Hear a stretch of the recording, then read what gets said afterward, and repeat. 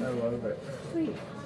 So, okay, so just reviewing your health history, you had pretty good vitals today, good temperature, good blood pressure, respiration, and all that stuff. And then we do have something called like an in-state classification, which kind of determines like where your health is, kind of like where your people who are like more at risk. So you're class 2 out of 3. So even like pregnant women, they'll be like class 3, right? And so people who have like things like diabetes, if it's controlled, then it's class 2. If it's uncontrolled, it's class 3. And you're at 2 because of your asthma. Okay. And that doesn't mean that you're unhealthy per se, but we just want to be like aware of like the risks involved with that. And then going over your asthma again. So you said that you don't really bring your inhaler around with you. Is there a reason for that? All right, I'm just gonna cut that out. Okay. And thanks again for being like super patient. Yeah, with me. no worries.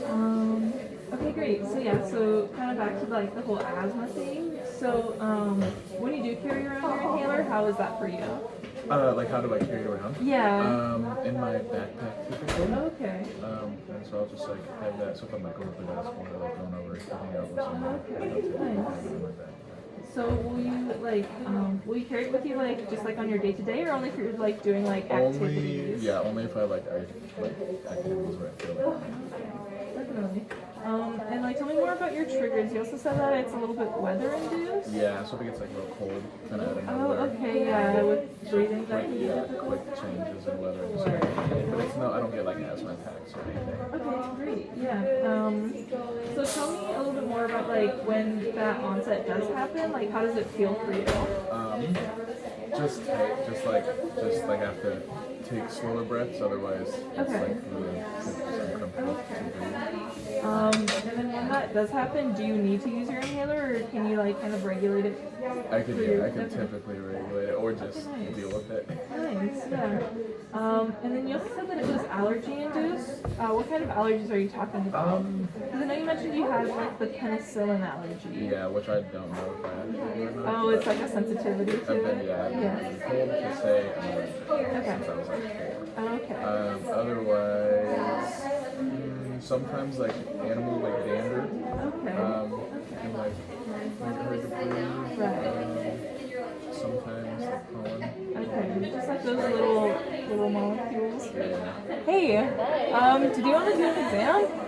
Yeah. We're doing a health history video right now. Yeah, I think we'll get them in next time though, thanks. Okay, yeah, so just like those little air particles that kind of like do that. Oh, sure. Okay. When were you diagnosed with asthma? Let's go with 10. Okay, alright. I don't So know. a couple of years ago. Yeah, so this has been kind of like with me for a while now. It's not anything new. Yeah. And then besides your inhaler, do you take any other like medications for it at all? And have you ever like been hospitalized for it in the past? I think just like when I was born. But like I guess like not for asthma, just regular asthma. So no. Yeah. Okay.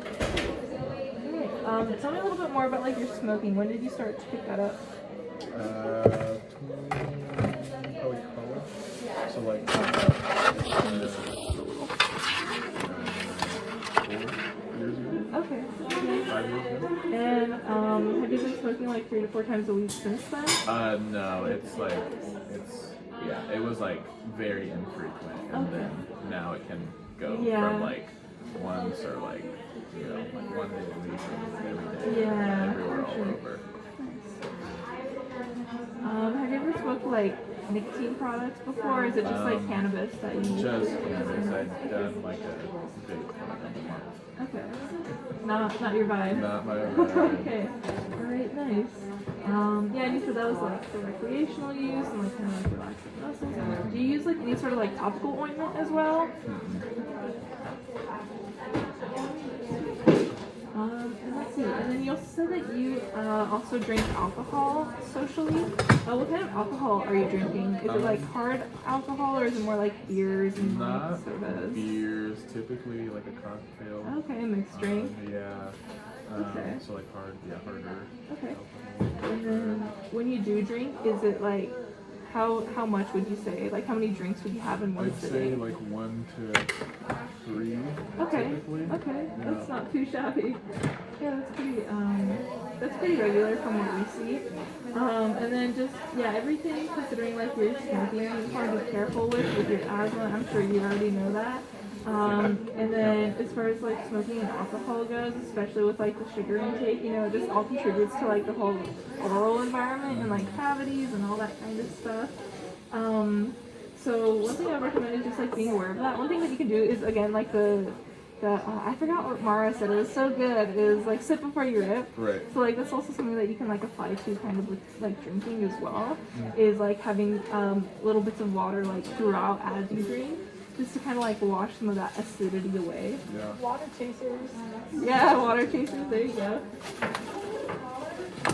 Okay, and then you do have a primary care physician, and you went about 1 year ago. Did they find anything like adverse or anything like out of the ordinary with you when you went?